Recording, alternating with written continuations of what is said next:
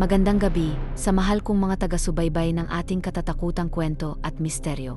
Magsama-sama tayo sa isa na namang gabi ng kababalaghan at kilabot. Handa na ba kayo sa pagpatuloy sa ating kwentong katatakutan? Hindi na makagalaw si Miguel. Nakaupo siya sa gilid ng kama, halos lumubog sa dilim ng kanyang kwarto. Ang malamig na hangin mula sa bintana ay dumadampi sa kanyang balat, ngunit hindi yon ang nagpapanginginig sa kanya. Ang pares ng mapulang mata sa labas ng bintana, tila nag-antay, nagmamasid, nanunukso. Miguel, narinig niyang muli ang boses. Malambing ngunit nakakakilabot. Malapit ngunit parang nanggagaling sa malayo. Dahan-dahan siyang tumayo. Hindi niya ginusto, ngunit tila may humihila sa kanya. "Sino ka?" sigaw niya, ngunit ang tinig niya ay mahina, parang natatakpan ng takot. Walang sagot. Sa halip, isang anino ang gumalaw sa dilim. At bago pa niya napigilan ang sarili, isang malakas na pag-ihip ng hangin ang dumaan. Pumuti ang kanyang paningin, at biglang nawala ang lahat. Nang imulat niya ang kanyang mga mata, hindi na siya nasa kanyang kwarto. Nakatayo siya sa gitna ng isang madilim na kagubatan. Ang hangin ay mabigat, ang lupa'y basa, at ang paligid ay tahimik, masyadong tahimik. May aninong gumagalaw sa likod ng puno. May kaluskos sa mga dahon, at naramdaman niyang may isang nilalang sa likuran niya. Dahan-dahan siyang lumingon. At doon niya nakita ang isang babaeng may mahabang itim na buhok, nakasuot ng lumang damit na tila lumulutang sa air. Maputla ang kanyang mukha, ngunit ang mga mata niya ay parang nag-apoy sa pulang liwanag. "Anak," nanigas si Miguel. "Iina." Lumapit ang babae, dahan-dahan, halos walang ingay ang kanyang paggalaw. "Matagal kitang hinintay, Miguel." Tila sumikip ang kanyang dibdib. "Bakit ka narito?" Ngunit bago pa siya nakasagot, isang matinis na sigaw ang umalingaw-ngaw. Ang paligid ay biglang nagbago, mula sa kagubatan, napalibutan siya ng apoy.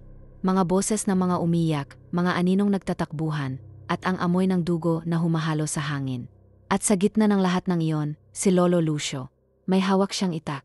Sa harapan niya, isang nilalang na duguan, may matatalas na pangil, namumula ang mata, at may mahahabang kuko. At doon niya narinig ang tinig ng kanyang ina. "Hindi ko iwan ang anak ko." At ang sumunod ay isang malakas na sigaw ng sakit. "Miguel! Miguel, gumising ka." Nagmamadaling nyugyog siya ni Robin. Bumalik siya sa realidad, nasa kanyang kama siya, humihingal, pawisan, nanginginig. "Anong nangyari?" tanong ng kanyang ama, bakas ang takot sa mukha nito. Hindi agad makasagot si Miguel. Ngunit nang tumingin siya sa bintana, wala na ang pulang matang nakatingin sa kanya. Ngunit alam niya, babalik pa yon. At sa susunod, baka hindi na niya kayang labanan ang tawag ng kadiliman.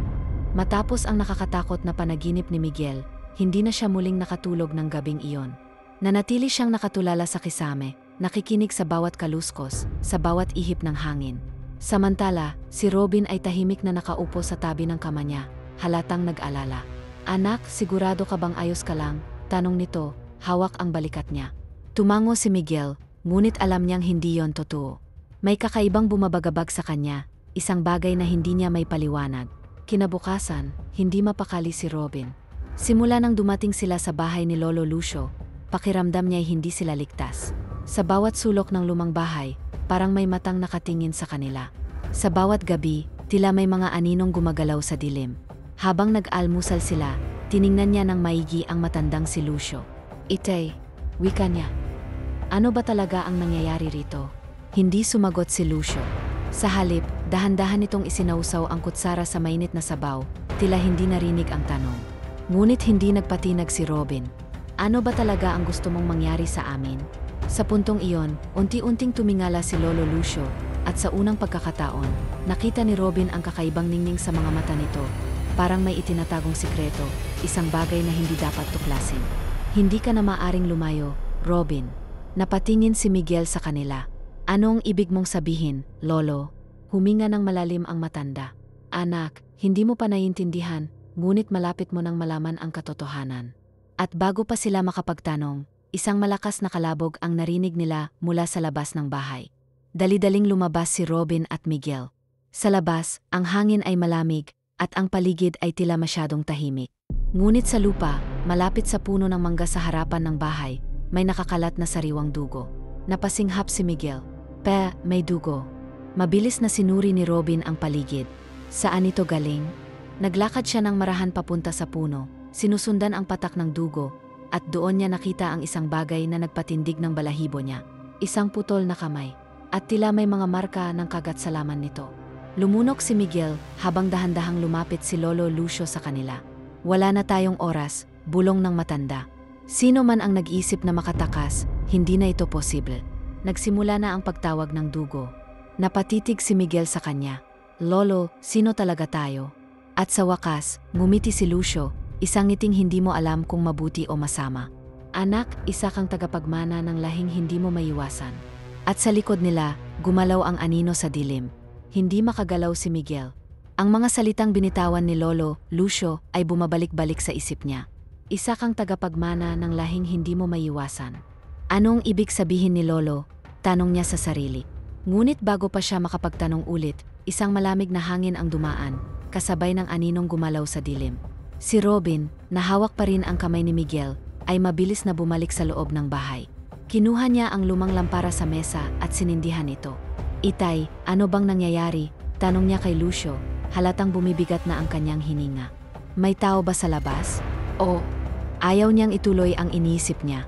Ngunit si Lucio, sa halip na sumagot, tumayo ng marahan at lumapit sa bintana. Hindi tao ang nasa labas, Robin, sagot ng matanda. Kanina pa sila nakikinig. Biglang bumigat ang pakiramdam ni Miguel. Pakiramdam niya ay may ibang presensya sa paligid. May kumakatok sa pinto. Pero hindi normal ang tunog nito. Parang masyadong mabigat, parang matulis na kuko ang kumakayod sa kahoy.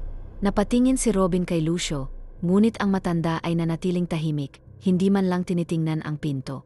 Si Miguel naman ay napaatras, pinapakiramdaman ang kakaibang enerhiya sa paligid. Lolo, sino yan? Bulong niya. Sa halip na sumagot, dahan-dahang lumapit si Lucio sa pinto. Pinagpapawisan si Robin. Itay, huwag mong bubuksan. Ngunit bago pa siya makalapit para pigilan ito, biglang bumukas ang pinto, nang hindi man lang ito hinawakan ni Lucio. Sa labas, walang tao, walang kahit ano. Pero may isang bagay silang napansin. Mga yapak sa lupa, basa at may bakas ng dugo. Miguel, biglang nanigas ang katawan niya. Mula sa kawalan, may tinig na tumawag sa pangalan niya. Mahinang boses, malamig, parang bumubulong sa kanyang tainga. Napaatras si Miguel. Pa, narinig mo yon? Tiningnan siya ni Robin, halatang hindi nito narinig ang tinig. Anong sinasabi mo, anak? Ngunit bago pa siya makasagot, biglang nagbago ang hangin sa paligid. Ang lampara sa kamay ni Robin ay nagliyab ng mas malakas, ang ilaw ay biglang pumula, at isang aninong hugis-tao ang dahan-dahang lumitaw sa harap ng pintuan. Maputla ang mukha nito, mahaba ang buhok, at ang mga mata nito'y tila nagsusumamo. Miguel, bumalik ka na sa atin. Napatigil si Miguel. May kung anong humihila sa kanya patungo sa anino. Parang may isang bahagi ng sarili niya ang gustong lumapit, ang gustong malaman ang katotohanan. Ngunit bago pa siya makagalaw, mabilis siyang hinatak ni Robin papasok at sinarado ang pinto. Hindi natin hahayaang makuha kanila, sigaw ng kanyang ama. Si Lucio naman ay nanatiling tahimik, ngunit halatang hindi nagulat sa nangyayari. Nagkatinginan silang tatlo. At sa labas ng bahay, patuloy ang boses sa pagbulong, patuloy siyang tinatawag. Miguel, bumalik ka sa dugo mo. Matapos ang nakakakilabot na gabi, hindi nakatulog si Miguel. Paulit-ulit pa rin niyang naririnig ang tinig na tumatawag sa kanya. Miguel, bumalik ka sa dugo mo. Habang si Robin ay tahimik na nakabantay, si Lolo Lucio naman ay nanatiling kalmado. Parang wala lang sa kanya ang nangyari. Ngunit alam ni Miguel, may alam ang kanyang lolo.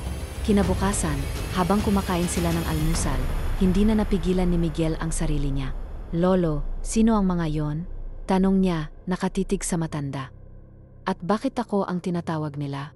Si Robin naman ay napatingin din kay Lucio, halatang matagal na niyang gustong itanong ito.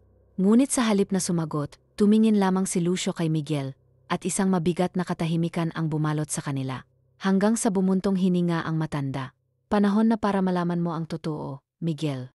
Dinala sila ni Lolo Lucio sa isang lumang bodega sa likod ng bahay. Mabaho ang loob, amoy alikabok, lumang kahoy, at dugo. Sa loob, may isang kahon. At nang buksan ito ni Lucio, isang lumang papel ang lumitaw, may nakasulat sa sinaunang baybayin. Ano yan, itay? Tanong ni Robin. Kasunduan, sagot ng matanda. Si Miguel naman ay napatingin sa papel, at sa isang larawan sa loob ng kahon. Isang lumang litreto iyon ng isang babae. Isang babaeng kamukhang-kamukha niya. Sino to? Bulong niya. Napayuko si Lucio. Ang nanay mo. Nanlaki ang mata ni Miguel. Anong ibig mong sabihin, Lolo? Matagal nang patay si Mama. Hindi siya patay, Miguel. Sagot ng matanda. Isa siya sa kanila. Muntik nang mabitawan ni Robin ang hawak niyang lampara. Nanghina siya sa narinig. Si Miguel naman ay hindi makapaniwala. Ang nanay niya, isang aswang. Ngunit bago pa siya makapagsalita, muli niyang narinig ang malamig na boses na bumubulong sa kanyang isipan. Bumalik ka na sa amin, Miguel. Nagkatinginan si Miguel at ang kanyang ama. May dugo ng aswang ang ina niya. At kung totoo yun, ano siya? Tao ba siya? O isa rin siya sa kanila? Nang biglang, may malakas na kalabog mula sa labas. Nagtitigan silang tatlo. At bago pa sila makagalaw, muling bumukas ang pinto, kahit walang humawak dito. Sa dilim ng hapon, may isang babae ang nakatayo sa labas. Maputla ang kanyang balat, mahaba ang kanyang buhok, at sa kanyang mga mata, walang iba kundi ang gutom ng isang nilalang na matagal nang naghihintay. Miguel, anak. Napako sa kinatatayuan si Miguel. Ang babae sa harap nila, ang nanay niya. Ngunit paano? Matagal nang sinabi sa kanya ni Robin na patay na ang kanyang ina. Ngunit ang babaeng nasa harapan nila ngayon ay buhay at kakaiba ang anyo. Maputla ang balat nito, parang wala ng dugo sa katawan. Mahaba ang buhok at ang kanyang mga mata, itim na parang kailaliman ng gabi. Miguel. Muling tawag nito, ang tinig niya ay malamig, ngunit puno ng lambing.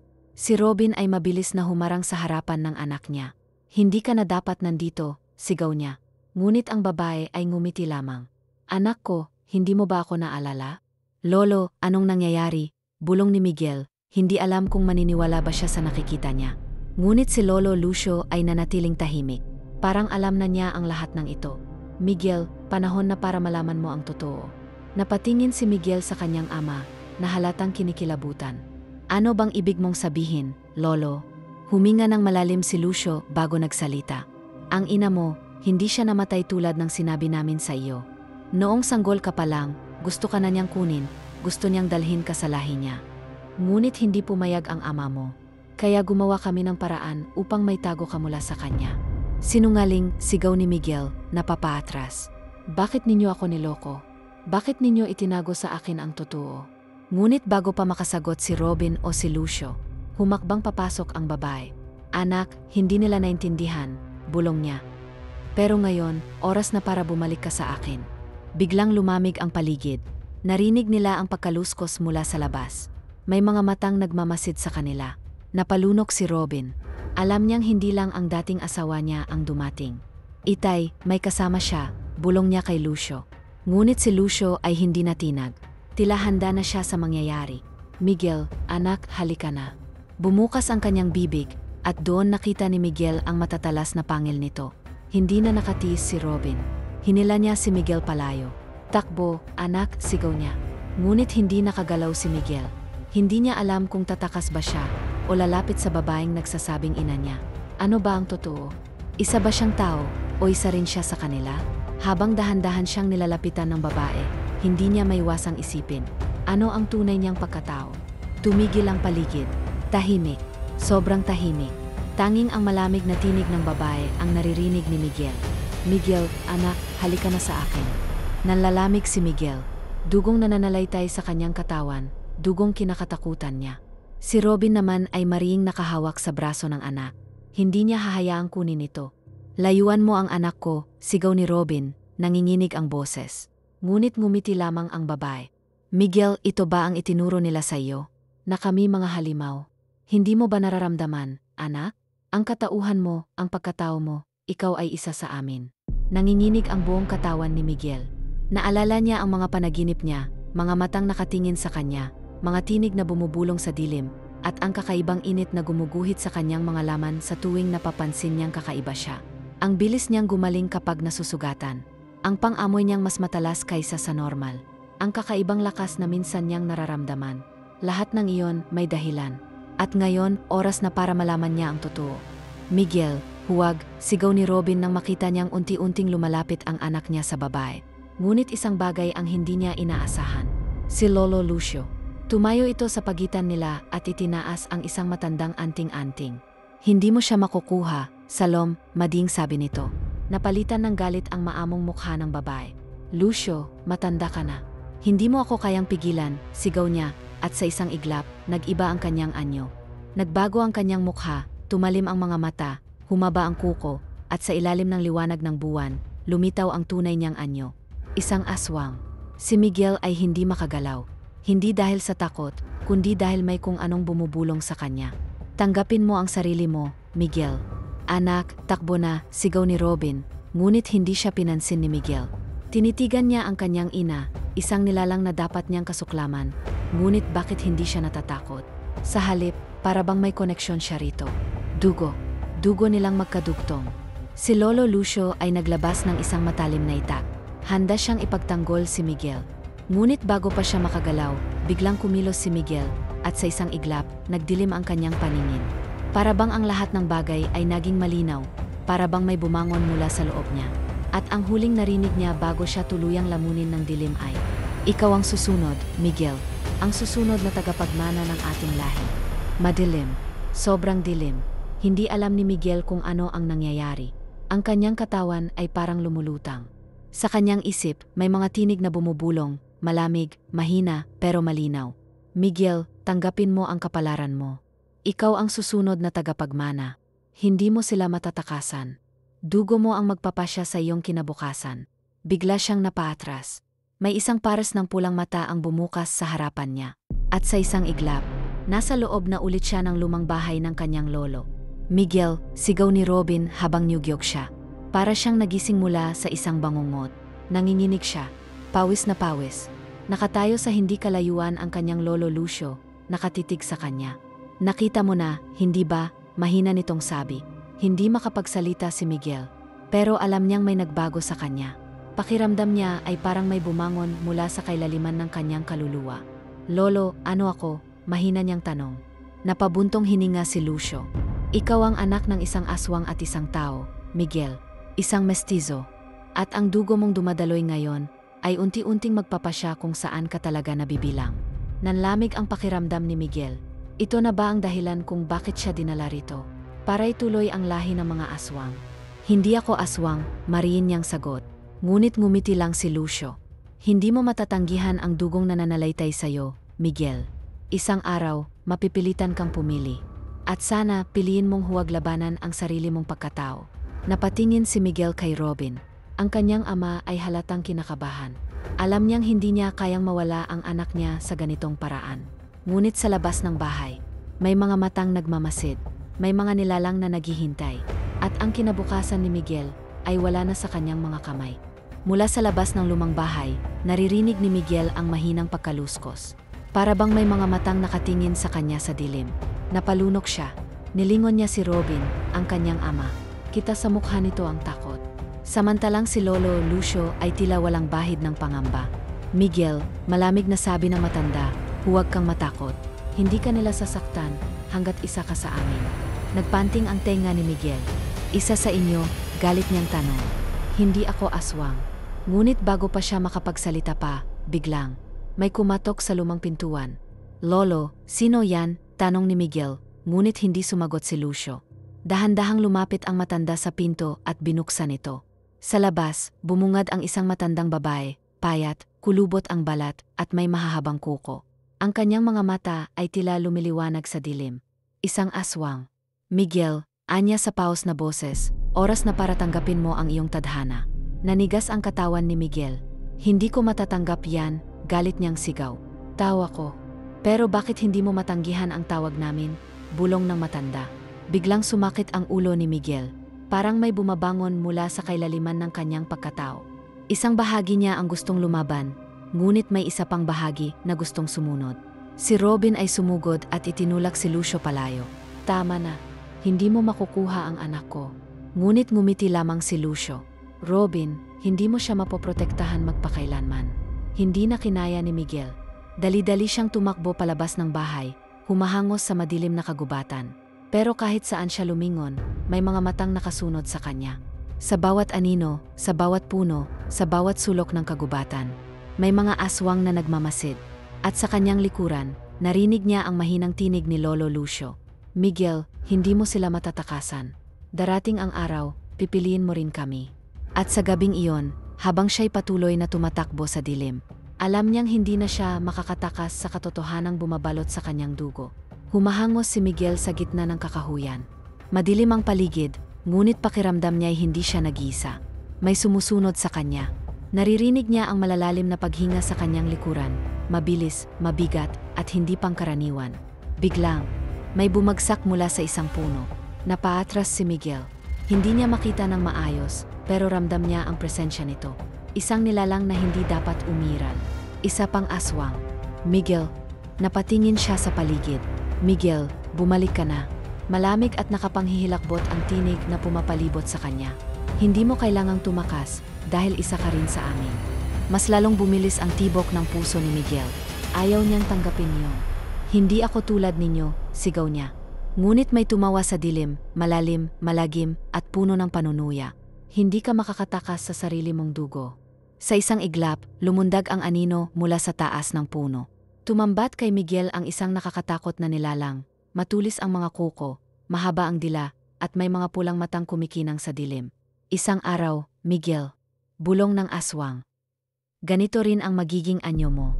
Napaatras si Miguel. Hindi totoo. Hindi siya aswang. Ngunit sa kanyang dibdib, may kung anong mainit na nag-init. Parang may gustong lumabas. Parang may gusto siyang lapitan ang aswang. At doon siya mas lalong natakot. Sa di kalayuan, may sumigaw. Miguel. Si Robin. Dali-dali siyang bumalik sa direksyon ng kanilang bahay. Ngunit bago siya makatakbo, hinarangan siya ng aswang. Saan ka pupunta? Bulong nito. Ang bayan na ito, ang lupang ito, ay para sa iyo.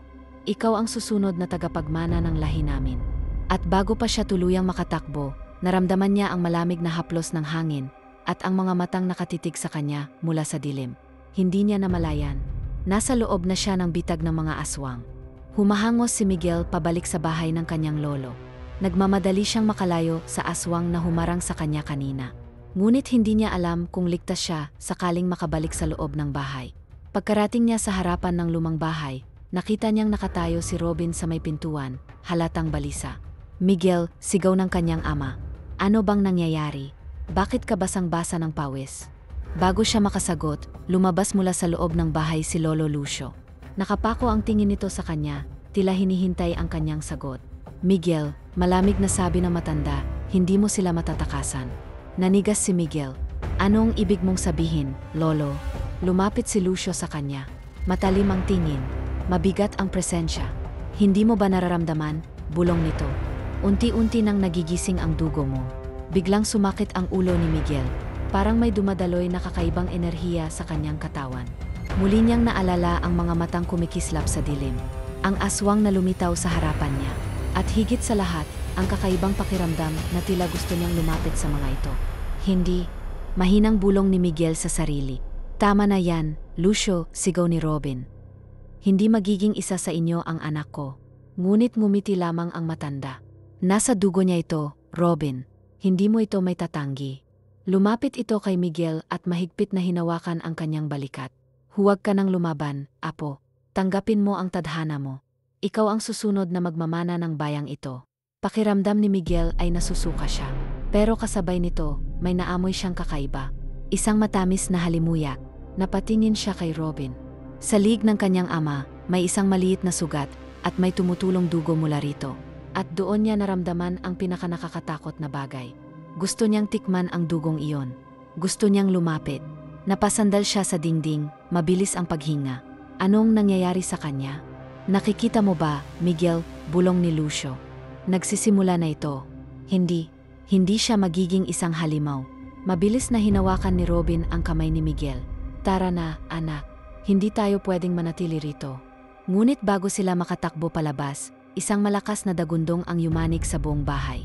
Bumukas ang pinto, at doon nila nakita ang isang grupo ng mga nilalang na may pulang mata. Naghihintay, nakangiti. Miguel, sabi ng isang babae sa unahan, si Amara. Panahon na para piliin mo kung sino ka talaga. At sa gabing iyon, wala nang atrasan ang kapalaran ni Miguel. Nakayakap si Miguel sa kanyang ama, habang bumibigat ang presensya ng mga nilalang sa kanilang harapan. Hindi na nila magawang umatras. Nakatayo si Amara sa unahan ng grupo ng mga aswang. Ang kanyang maputlang mukha ay may bahagyang ngiti. Hindi yon ngiti ng kasiyahan, kundi ng tiyak na pagtatagumpay. Miguel, bulong ni Amara. Bakit ka palalaban? Nasa dugo mo ang pagiging isa sa amin. Nanginginig si Miguel. Ayaw niyang tanggapin ang sinasabi ng babae, pero nararamdaman niya ito. Ang tawag ng kanyang dugo. Isang malamig na boses ang pumailanlang mula sa likuran ni Amara. Kung tatanggapin mo ang iyong tadhana, Miguel, magiging makapangyarihan ka. Si Lolo Lucio. Nakatayo ito sa likuran ng mga aswang, tila isa sa kanilang mga pinuno. At doon na unti-unting nagkabit-kabit ang mga piraso ng palaisipan sa isipan ni Miguel. Ang lolo niya, isa ring aswang. Lucio, wala kang karapatang pilitin ang anak ko, sigaw ni Robin, mahigpit na hawak ang braso ni Miguel. Ngunit ngumisi lamang ang matanda. Ako ang nagpalaki sa kanya mula pagkabata. Ako rin ang nagdala sa kanya rito. Sa tingin mo, hindi ko siya kayang kunin kung gugustuhin ko. Lalo pang tumindi ang tensyon sa paligid. Lahat ng ito ay para sa kanya, patuloy ni Lucio. Para sa kasaysayan ng ating lahi. Muling lumapit si Amara, ang kanyang pulang mga mata ay kumikislap sa liwanag ng buwan. Hindi mo kailangang matakot, Miguel, malambing niyang sabi. Kapag tinanggap mo ang pagiging isa sa amin, hindi ka na magiging mahina. At hindi mo na kailangang matakot sa dilim. Sa loob ng isipan ni Miguel, may nagaganap na matinding labanan. Maging isa sa kanila, o tumakas kasama ang kanyang ama. Ngunit paano kung hindi na siya makatakas? Dahan-dahan niyang naramdaman ang kakaibang init sa kanyang katawan. Isang gutom na hindi niya may paliwanag. Napatingin siya kay Amara. Napatingin siya sa kanyang lolo. At napatingin siya sa sugat ng kanyang ama. Ang dugong tumutulo mula rito. Muli siyang nasusuka, pero kasabay nito, may mas malalim pang pakiramdam. Isang bagay na mas nakakatakot. Nagsisimula na siyang magutom. Miguel, sigaw ni Robin. Hindi ka isa sa kanila. Lumaban ka. Napatingin si Miguel sa kanyang ama, ang taong nagpalaki at nag-aruga sa kanya mula pagkabata. Ito ang lalaking hindi kailanman sumuko sa kanya. At alam niyang hindi rin siya dapat sumuko ngayon. Huminga siya ng malalim at pinilit pigilan ang nararamdaman. Hindi siya isang aswang. At hindi siya magiging isa sa kanila. Mabilis niyang hinawakan ang kamay ng kanyang ama, at sa isang iglap, sabay silang tumakbo. Hulihin sila, sigaw ni Lucio. Agad na lumundag ang ilang aswang. Mabilis nilang tinahak ang dilim upang habulin si Miguel at Robin. Sa kanilang likuran, naririnig nila ang malalakas na yapak at pagaspas ng mga pakpak. Hindi sila dapat mahuli. Ngunit bago pa sila makalayo, isang mataas na figura ang humarang sa kanilang daraanan. Si Amara. At sa isang iglap, isang matalim na ngiti ang gumuhit sa kanyang labi. Miguel, bulong niya. Hindi mo kailanman matatakasan ang sarili mong dugo. At bago pa siya makapagsalita, bumagsak ang dilim sa kanyang paningin. Nagising si Miguel sa isang malamig at madilim na silid. Masakit ang kanyang ulo. Mabigat ang kanyang katawan. Sinubukan niyang igalaw ang kanyang mga kamay, ngunit naramdaman niyang nakagapos siya sa isang matibay na haligi. Anong nangyari? Mahina niyang bulong. Mabilis na bumalik sa kanyang alaala ang huling nangyari, ang kanilang pagtakas, ang mabilis na paghabol ng mga aswang, at si Amara. Ang huling bagay na nakita niya bago siya mawalan ng malay ay ang mapupulang mata nito. At ngayon, narito siya. Gising ka na pala. Napatingin si Miguel sa pinagmulan ng tinig. Sa sulok ng silid, isang matandang lalaki ang nakaupo sa isang kahoy na upuan. Si Lolo Lucio. Mukhang mahina ka pa, patuloy ng matanda. Pero huwag kang mag-alala, apo. Konting panahon na lang at magiging buo na ang pagbabago mo. Nanginginig ang katawan ni Miguel. Anong ginawa niyo sa akin? Sigaw niya. Ngumiti lang si Lucio. Hindi namin kailangang gawin kahit ano, Miguel, sagot nito. Dahil kusa na itong nangyayari sa'yo. Pakiramdam ni Miguel ay lumulubog siya sa isang bangungot na hindi niya matakasan. Dahan-dahan, may naamoy si Miguel, isang kakaibang halimuyak na pumuno sa kanyang ilong. Matamis. Mainit. Napakapit siya sa mga lubid na nakagapos sa kanya. Dahil alam niya kung ano yon. Dugo. Napatingin siya sa paligid at doon niya nakita si Amara. Nakatayo sa tabi ni Lucio, may hawak na isang pilak na mangkok. At sa loob nito ay sariwang dugo. Miguel, bulong ni Amara, tanggapin mo na ang pagbabago mo. Lalong lumakas ang pintig ng kanyang puso. Nararamdaman niyang may bumabangon sa loob niya, isang gutom na hindi niya maintindihan. Isang gutom na hindi na niya kayang pigilan. Hindi, mahina niyang sabi, pilit na nilalabanan ang nararamdaman. Hindi ako isa sa inyo. Ngunit biglang humakbang si Lucio palapit sa kanya. Ang ekspresyon nito ay malamig at puno ng kumpiyansa. Miguel, huwag mong labanan ang sarili mong kalikasan. Mas matagal mong tinatanggihan, mas magiging mahirap ito para sa'yo. Muli siyang napapikit, pilit na kinakalma ang sarili. Hindi siya susuko. Hindi siya magiging halimaw. Habang nagaganap ang tensyon sa silid, may isang figura sa dilim na tahimik na gumagalaw. Si Robin. Mula sa labas ng silid, mahigpit niyang hinawakan ang isang matalim na itak. Hindi niya hahayaang mawala ang anak niya sa mga halimaw na ito. Isang malalim na buntong hininga ang kanyang pinakawalan bago siya sumugod. Biglang bumukas ang pinto at isang malakas na putok ng baril ang umalingaw-ngaw sa buong silid. Nakita ni Miguel ang kanyang ama, hawak ang isang lumang baril at isang itak. Miguel! Takbo, sigaw ni Robin. Nagkagulo ang mga aswang. Si Lucio at Amara ay agad na umurong. Ngunit may kakaibang ningning sa mga mata ni Lucio, isang ekspresyon ng pagkaaliw, hindi takot. Sige, Robin, bulong ni Lucio. Tingnan natin kung hanggang saan mo kayang ipaglaban ang anak mo.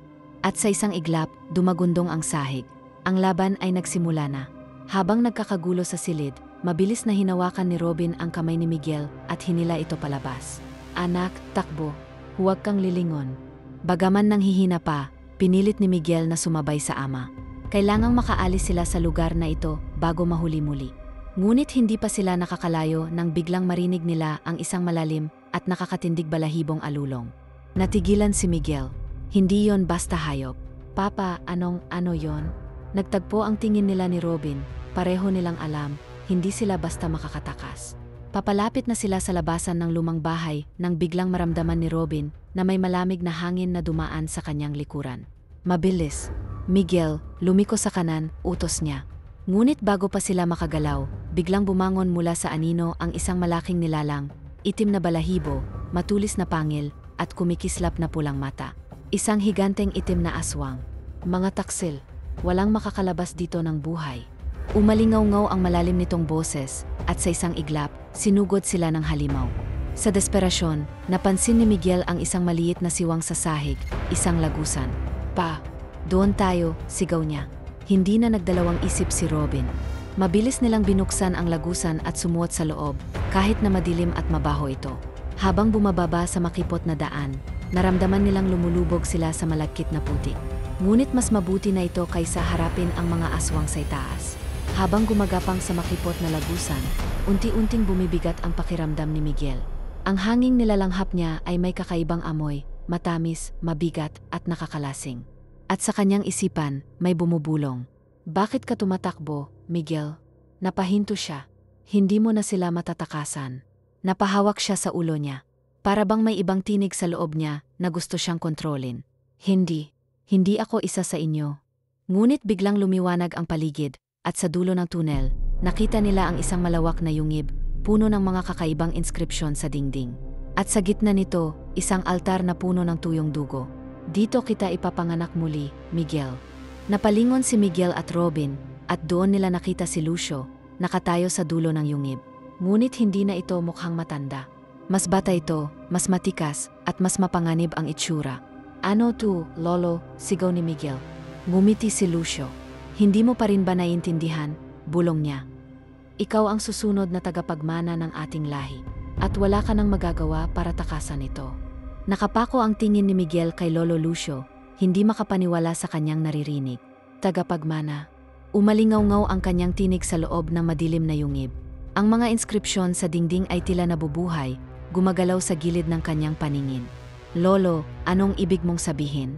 Lumapit si Lucio, ang anino niya ay gumapang sa lupa tulad ng isang nabubuhay na nilalang. Dugong aswang ang nananalaytay sa'yo, Miguel, sabi nito. Matagal ka nang itinakda bilang susunod na pinuno ng ating lahi. Hindi mo ba napapansin? Unti-unti ka nang nagbabago. Napakapit si Miguel sa kanyang dibdib. May kung anong kumukulo sa kanyang loob, isang hindi may paliwanag na gutom. Tuyo ang kanyang lalamunan. Pakiramdam niya, kailangan niyang uminom ng isang bagay na mainit, malapot. Dugo. Nanlaki ang mga mata niya. Hindi.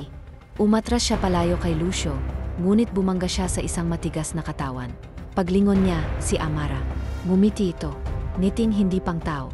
Miguel, alam mong hindi mo na ito matatakasan. Sa isang iglap, humigpit ang hawak ni Robin sa kanyang itak. Lumayo kayo sa anak ko. Mabilis ang galaw niya, ngunit mas mabilis si Amara. Sa isang kumpas ng kanyang kamay, natilapon si Robin palayo at bumagsak sa lupa. Pa, sigaw ni Miguel, susugod sana siya ngunit biglang. Nagtagpo ang kanyang mga mata at mata ni Amara. May kung anong bumalot sa kanyang isipan. Ang mga mata nito ay tila lumalalim, hinihigop ang kanyang diwa. Sumuko ka na, Miguel. At sa isang saglit, pakiramdam niya ay wala na siyang kontrol sa sarili niya. Napatingin si Robin sa anak niya. At halos hindi na niya ito makilala. Maputla ang balat nito, namumula ang mga mata, at ang labi ay nanginginig. Tulad ng isang aswang na uhaw sa dugo. Miguel, lumaban ka, anak. Ngunit hindi na siya tinitingnan ng kanyang anak bilang isang ama. Sa halip, isang biktima. Isang hapunan. Naglalaban ang isip ni Miguel. Naririnig niya ang boses ng kanyang ama, nagsusumamo, nagmamakaawa. Miguel, anak, lumaban ka. Ngunit mas malakas ang bulong sa kanyang isipan. Gutom ka, Miguel. Kailangan mo ng dugo. Kailangan mo ng lakas. Pakiramdam niya ay sinasakal siya ng isang hindi nakikitang puwersa, isang tawag na hindi niya maintindihan. Hanggang sa maramdaman niya ang pagkirot sa kanyang bibig. Matatalim, matutulis. Si Paul. Nang ipatong niya ang kanyang mga daliri sa kanyang labi, may naramdaman siyang pangil. Si Robin, kahit sugatan at nanghihina, ay pinilit bumangon. Hinakbang niya ang kanyang mga paa papalapit kay Miguel, ngunit biglang hinarangan siya ni Lucio. Tama na yan, Robin. Hindi mo na siya maagaw sa akin. Nanlilisik ang mga mata ni Robin habang hawak pa rin ang kanyang duguang balisong. Hindi siya magiging isa sa inyo, sigaw niya. Ngunit sa halip na matakot, ngumiti lang si Lucio. Hindi na siya kailangang pilitin. Itinuro nito si Miguel. Nang tingnan ni Robin ang kanyang anak, nanlambot ang kanyang mga tuhod. Nakatingin si Miguel sa kanya, ngunit iba na ang tingin nito. Walang emosyon, walang pag-alinlangan. At sa isang iglap, umangat ang kamay ni Miguel at nakita niyang may dugo ito. Dugo ni Robin. Hindi maintindihan ni Miguel kung paano nangyari yon. Parang wala siya sa sarili, o baka naman ito talaga ang tunay niyang anyo. Ang kanyang lalamunan ay nanunuyo. Ang amoy ng dugo ay lalong nagpapaigting ng kanyang uhaw. Ngunit sa kabila ng lahat, may natitira pang maliit na boses sa kanyang puso. Laban, Miguel, laban. Ngunit hanggang kailan niya matitiis ang gutom na ito? Hanggang kailan siya makakalaban, kung ang sarili niyang katawan ay ipinagkakanulo na siya? Ang mundo ni Miguel ay unti-unting nagdidilim. Ramdam niya ang init ng dugo sa kanyang mga daliri. Ang dampi nito sa kanyang balat ay tila apoy na gumigising sa isang bagay na matagal nang natutulog sa kanyang loob. Gutom. Matinding gutom. Ang amoy ng dugo ng kanyang ama ay tila isang napakasarap na putahe na hindi niya matanggihan. Pero hindi. Miguel. Muli niyang narinig ang tinig ni Robin, ang tinig ng kanyang ama. At sa saglit na iyon, parang kidlat na bumalik sa kanyang diwa ang katotohanan. Ano itong ginagawa niya? Bakit siya uhaw sa dugo? Ano na siya ngayon? Huwag mo nang pigilan, Apo, bulong ni Lucio habang nakatingin sa kanya. Yan ang iyong kapalaran, ang iyong lahi. Napatingin si Miguel sa matanda. Hindi ito kinakikitaan ng awa o pag-alinlangan. Tila babong buhay niyang inantay ang sandaling ito. Kapag isinuko mo ang tawag ng laman, mamamatay ka, Miguel. Isa ka na sa amin. Hindi mo matatakasan ang sarili mong dugo. Naglakad si Lucio palapit at sa kanyang kamay ay may hawak na mangkok. Pulang likido, malapot, dugo. Uminom ka, Miguel, at matatanggap mo na ang iyong kapangyarihan. Nanginginig ang mga kamay ni Miguel habang nakatitig sa mangkok. Gusto niyang lumayo, tumakbo, mawala. Pero naroon pa rin ang gutom. Naroon pa rin ang uhaw. Nakita niya si Robin, ang kanyang ama, nasa likuran ni Lucio, namumutla, humihingal. Sa kabila ng sakit, sinubukan nitong lumapit. Miguel, anak, hindi ikaw yan. At sa saglit na iyon, may pumiglas sa loob ni Miguel. Hindi siya isang halimaw. Hindi siya isang aswang. Pero, kaya ba niyang pigilan ito? Nakatingin si Miguel sa dugo sa kanyang kamay. Nakatingin siya sa mangkok na iniaalok ni Lucio. At sa dulo ng kanyang paningin, nakita niya ang kanyang ama, nagmamalasakit, nag-alala. Hindi niya alam kung alin ang mas matimbang, ang kanyang pamilya o ang kanyang gutom. At sa loob ng kadilimang iyon, kailangan niyang pumili. Nanginginig ang kamay ni Miguel habang nakatitig sa mangkok ng dugo. Isang hakbang na lang, isang tungga, at wala nang balikan. Ngunit isang tanong ang biglang bumagabag sa kanyang isipan. Bakit siya? Bakit siya ang napili? Miguel, hindi mo ba naisip kung bakit ka namin pinabalik dito? Malalim ang tinig ni Lucio. Dahil ikaw lang ang tanging pag-asa ng ating lahi. Lumapit ito kay Miguel, kasabay na malamig na ihip ng hangin na nagdala ng kakaibang kilabot. Hindi lang basta aswang ang dugo mo. Nanlaki ang mga mata ni Miguel. Anong ibig mong sabihin? May lahi ka rin ng isang bagay na mas makapangyarihan pa sa akin, sa atin. At ang lahing iyon ay mula sa iyong ina. Napaatras si Miguel. Ang nanay ko, wala siyang gaanong alaala tungkol sa kanyang ina.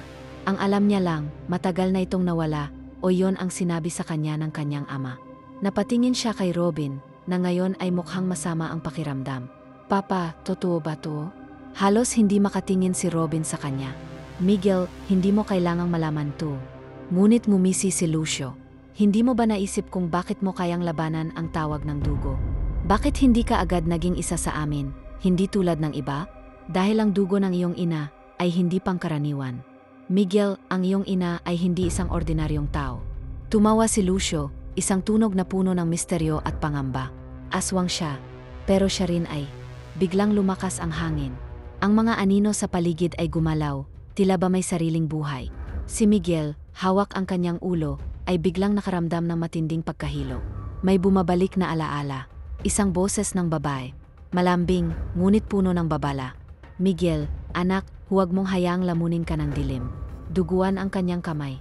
Nanginginig ang kanyang katawan. Sa harapan niya, si Lucio ay nag-abang. Sa likuran niya, si Robin ay sugatan. Sa pagitan nila siya. Sino nga ba siya talaga? Aswang? Tao? O isang bagay na mas malala pa? Sa gabing iyon, si Miguel ay hindi lamang basta magpapasya, kundi matutuklasan niya ang tunay niyang pagkatao. At kapag lumabas ang katotohanan, wala nang balikan. Ipagpatuloy. Please like, share and subscribe on my YouTube channel. Salamat sa pakikinig at panunood sa mga kwentong katatakutan at misteryo. Hanggang sa muli.